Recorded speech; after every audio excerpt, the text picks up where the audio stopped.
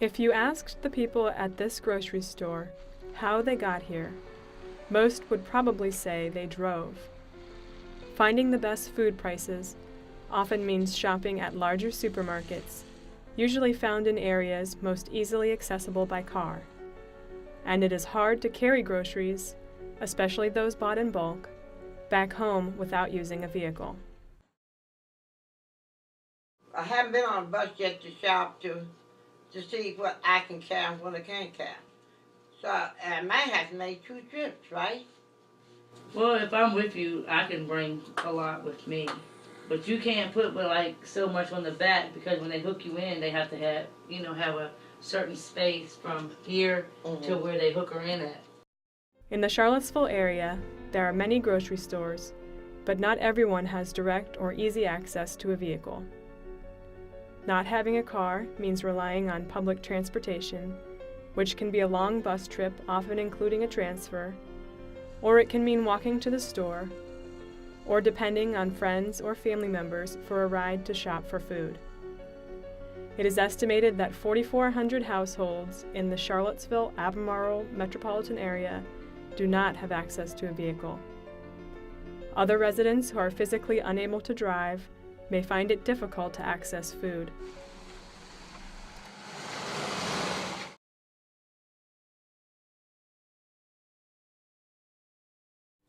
Over the years, food shopping in Charlottesville has taken many forms. In addition to buying food from local grocers, Charlottesville residents have also benefited from their proximity to agricultural lands and have been able to purchase food directly from the farmers. In this photo from 1913, taken on West Main Street, the man has brought several sacks of potatoes to town, possibly to sell or to trade.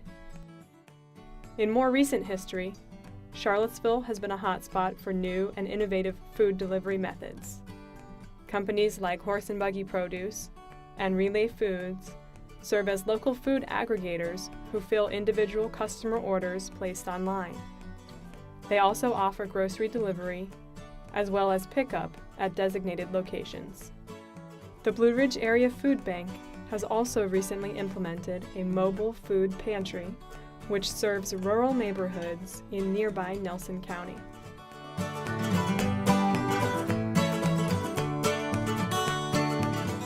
Expanding mobile markets to low-income neighborhoods in Charlottesville will help improve access to fresh food and increase food security. Mobile markets have been successful in other communities, both in Virginia and across the United States. The Farm Bus is a converted school bus that serves fresh, locally grown produce to urban neighborhoods in Richmond. The goal of this program is to raise food, create jobs, and to educate and empower people to make healthy choices. In Madison, Wisconsin, a local grocer expanded his business to low-income neighborhoods after realizing that building a permanent store in this area was not cost-effective. Today, Fresh Mobile serves about 200 people per week, providing fresh food at low prices. Both Farm Bus and Fresh Mobile accept payment from food assistance programs and teach customers how to prepare and cook food. For a mobile market to be effective in Charlottesville, some policies should be updated. City officials should try to streamline the permit process for mobile food markets to make it easier for vendors to comply with regulations. They could consider locating all permit requirements within the Thomas Jefferson Health District to allow markets to operate in both the city and county without needing both business licenses. Charlottesville could also consider designating specific areas to mobile food markets and include access to electricity to prevent vehicles from idling.